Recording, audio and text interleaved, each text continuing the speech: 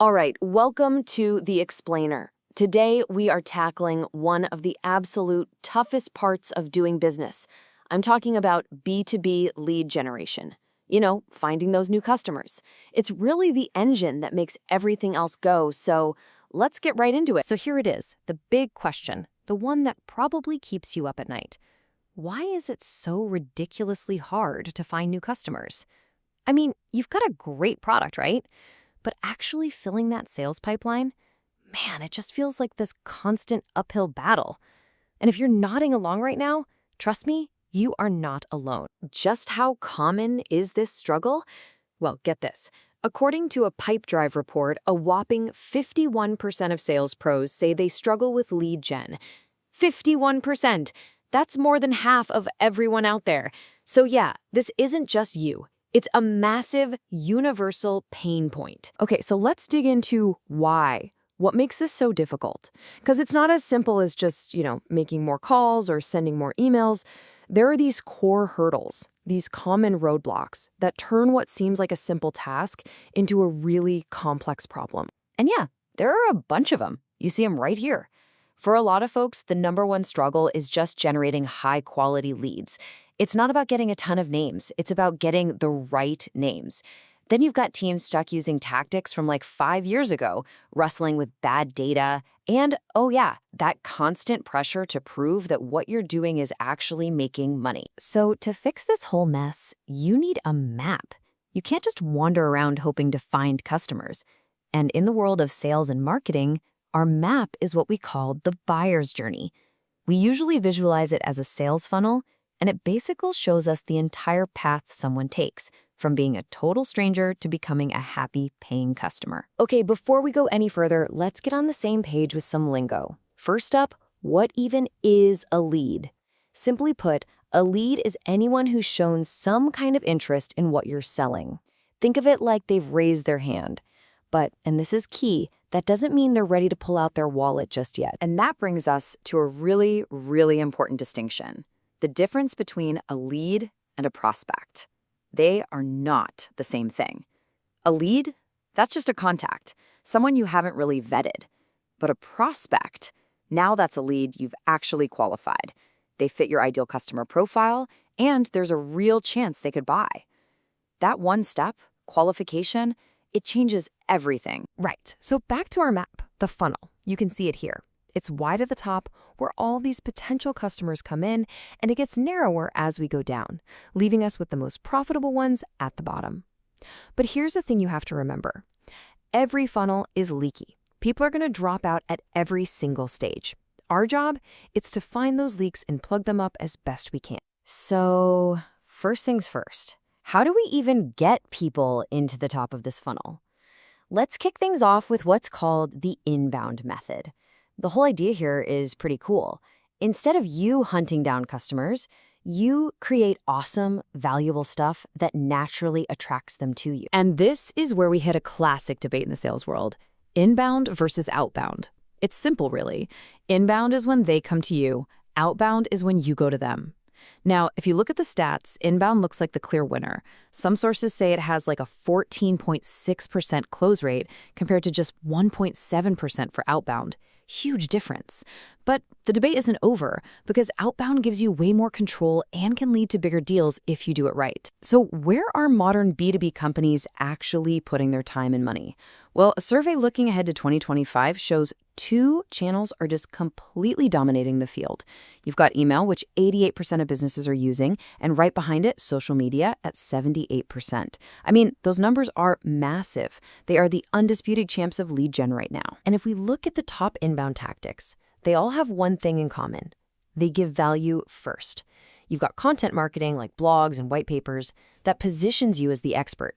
You've got SEO, which is all about making sure people can actually find you on Google. Social media is for building your brand and joining the conversation. And yeah, believe it or not, even those website pop-ups, when they're done right, can be super effective for grabbing that initial email. But, getting that first click or that first email sign up, that's just a start. The real work, the real magic, and frankly, where most deals are either won or lost, it all happens right in the middle of the funnel. We call this the nurturing phase. This is where you stop being a stranger and start building a real relationship. It's how you turn, that's interesting, into, okay, I need to talk to these guys. And just how critical is this nurturing stuff? Check this out. Leadfeeder found that 67%, 2/3, of all lost sales are because the sales team didn't properly qualify the leads before jumping in. Just think about that. That is a staggering amount of time, energy, and money wasted chasing people who were never, ever going to buy. So nurturing is all about guiding people along with the right info at the right time.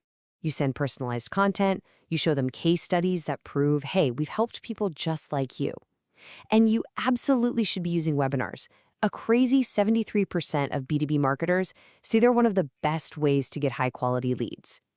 And the whole point of all this is to properly qualify them, to separate the just-looking folks, your marketing qualified leads, or MQLs, from the ready-to-talk-now folks, your sales qualified leads, or SQLs. Okay, so what happens when you've got one of those sequels, a genuinely sales-ready lead? Now it's time to actually reach out. But let's be real, the old-school, pushy, aggressive tactics, they are dead.